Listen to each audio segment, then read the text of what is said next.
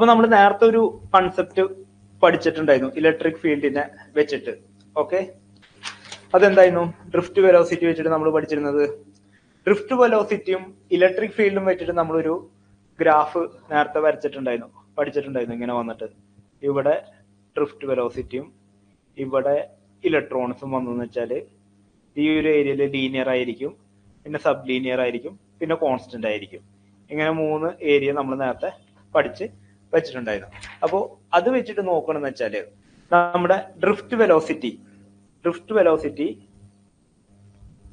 V D is equal to mu into E ആണ്, electric field ആണ് അല്ലേ? അപ്പൊ നമ്മളിവിടെ എന്താണ് നോക്കാൻ പോണത്?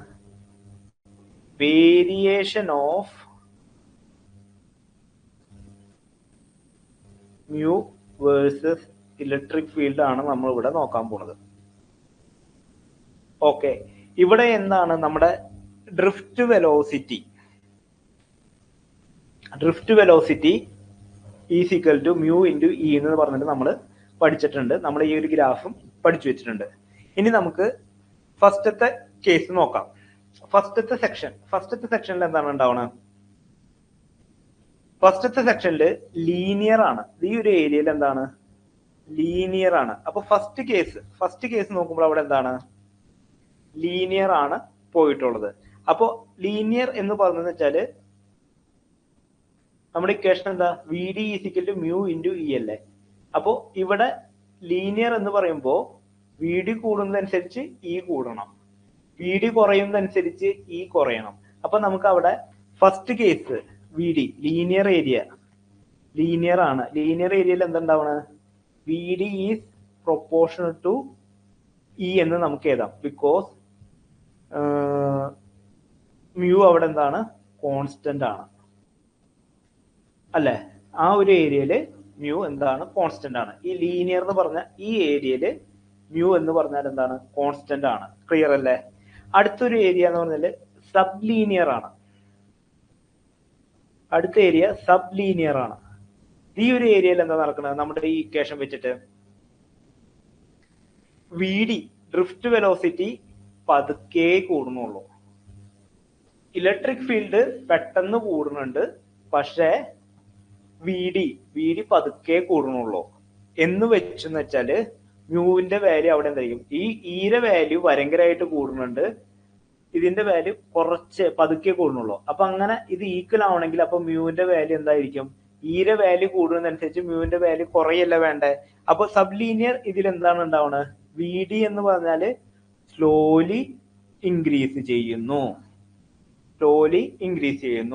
അപ്പോ നമ്മുടെ ഇലക്ട്രിക് ഫീൽഡ് എന്താ ചെയ്യണത്?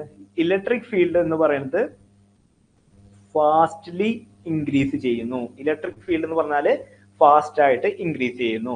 അപ്പോ ഈ പറഞ്ഞ ഇക്വേഷൻ മെയിൻറ്റെയിൻ ചെയ്യണമെങ്കിൽ നമുക്ക് എന്ത് ചെയ്യണം? മ്യൂവിന്റെ വാല്യൂ എന്ത് ചെയ്യണം? കുറയണം. ഇതിന്റെ value V D is equal mu into E എന്ന് പറഞ്ഞ ഇക്വേഷൻ വരണമെങ്കിൽ ഇയുടെ വാല്യൂ ഭയങ്കരമായിട്ട് കൂടുന്നു, വിയുടെ വാല്യൂ പതുക്കെ കൂടുന്നുള്ളൂ എന്ന് വെച്ചാല് അതിനനുസരിച്ച് മ്യൂവിന്റെ വാല്യൂ എന്ത് ചെയ്യണം? കുറയണം. ഇതാണ് നമ്മുടെ ഇവിടെ സിറ്റുവേഷൻ വന്നേക്കുന്നത്. നെക്സ്റ്റ് സിറ്റുവേഷൻ എന്ന് പറഞ്ഞാല് സാച്ചുറേഷൻ ആണ്. സാച്ചുറേഷനിൽ എന്തുണ്ടാവണം? സാച്ചുറേഷൻ 3 കണ്ടീഷനാണ്: ലീനിയർ, സബ് ലീനിയർ, സാച്ചുറേഷൻ. ഇവിടെ എന്താണ് നടക്കണം? ഇവിടെ എന്താണ്? വി ഡിയുടെ വാല്യൂ എന്താണ്? V D is equal to constant ആണ്. വി ഡിയുടെ വാല്യൂ ഇവിടെ കോൺസ്റ്റന്റ് ആയിട്ടാണ് പോണത്. അപ്പൊ വി ഡി കോൺസ്റ്റന്റ് ആണ്. ഇലക്ട്രിക് ഫീൽഡിന്റെയോ ഭയങ്കര ഫാസ്റ്റ്ലി കൂടിക്കൊണ്ടിരിക്കുകയാണ്. ഫാസ്റ്റ്ലി കൂടിക്കൊണ്ടിരിക്കുകയാണ്.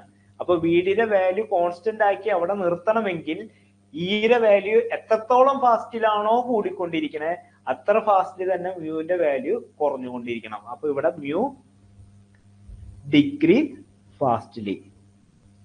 കണ്ടീഷൻ മനസ്സിലായില്ലേ? നമ്മുടെ ഇക്വേഷൻ വെച്ചിട്ട് V D is equal to mu into electric field എന്ന് പറഞ്ഞിട്ടുള്ള കേസ് എടുത്തിട്ട് നമ്മൾ വേരിയേഷൻ വെച്ച് നോക്കുമ്പോൾ നമുക്ക് മനസ്സിലാവുന്ന കേസ് എന്തിട്ടാണ്? ലീനിയർ ആണെങ്കിൽ അവിടെ മ്യൂ കോൺസ്റ്റന്റ് ആയിരിക്കും. സബ് ലീനിയർ ഏരിയയില് എന്താണ്? മ്യൂവിന്റെ വാല്യൂ പതുക്കെ കുറയും. പിന്നെയുള്ളത് സാച്ചുറേഷൻ ആണ്. സാച്ചുറേഷനിൽ എന്ത് ചെയ്യും, ഭയങ്കര ഫാസ്റ്റ് ആയിട്ട് മ്യൂവിന്റെ വാല്യൂ കുറയും. അപ്പൊ ഇങ്ങനെ വന്നു എന്ന് വെച്ചാൽ നമുക്ക് ഇതെങ്ങനെ വരയ്ക്കാം? ഞാൻ ഈ സെയിം ഗ്രാഫ് ഇവിടെ വരയ്ക്കാണ്. ഈ എഴുതിയതാണ് ഞാൻ ഇവിടെ വരയ്ക്കാൻ പോണേ. അപ്പൊ ഇവിടെ എന്തൊക്കെയാ വന്നിക്കണത്? നമ്മുടെ മൊബിലിറ്റി ഇവിടെ വന്നിട്ടുണ്ട്, ഇതേപോലെ തന്നെ ഇലക്ട്രിക് ഫീൽഡ് ഇവിടെ വന്നിട്ടുണ്ട്. അപ്പൊ നമുക്ക് 3 ഏരിയ ആണ് ഉള്ളത് അല്ലെ? 3 ഏരിയ ഏതൊക്കെയാണ്?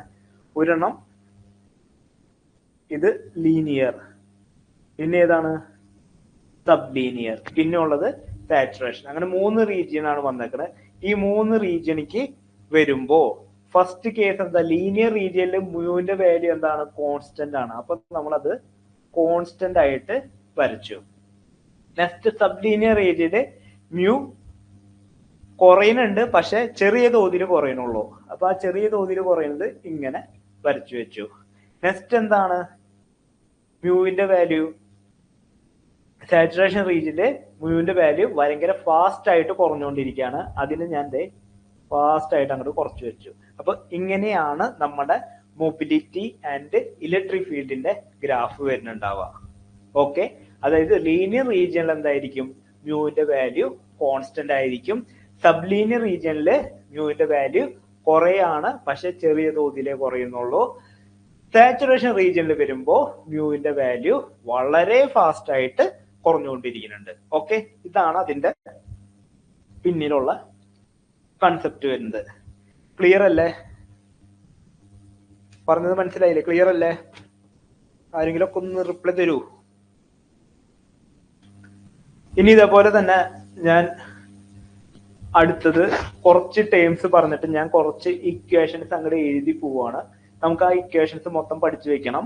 നമുക്ക് ബാക്കി കാര്യങ്ങൾ കണ്ടിന്യൂ ചെയ്യാം. നമുക്ക് ഇതൊക്കെ ഡീറ്റെയിൽ ആയിട്ട് ഇനി പഠിക്കാൻ വരുന്നുണ്ട്. ഞാൻ പറഞ്ഞില്ലേ, ഞാനിത് നേരത്തെ പറഞ്ഞ പോലെ ബേസിക് ആയിട്ട് നമുക്ക് ആവശ്യമുള്ള കാര്യങ്ങളാണ് ഇങ്ങനെ പറഞ്ഞു പോകുന്നത്. നമ്മുടെ ഡിവൈസസിലേക്ക് കടന്നിട്ടില്ല, ഇനി കടക്കും. അപ്പോൾ നമുക്ക് ഇതൊക്കെ ആവശ്യം വരും. അപ്പോൾ ഈ ഒരു കൺസെപ്റ്റ് ക്ലിയർ ആയാലേ നമുക്ക് ബാക്കിയുള്ളത് നല്ല രീതിയിൽ പഠിക്കാൻ പറ്റുള്ളൂ. അത് കാരണമാണ് ഇങ്ങനെ ക്ലിയർ ആയിട്ട് പോകുന്നത്.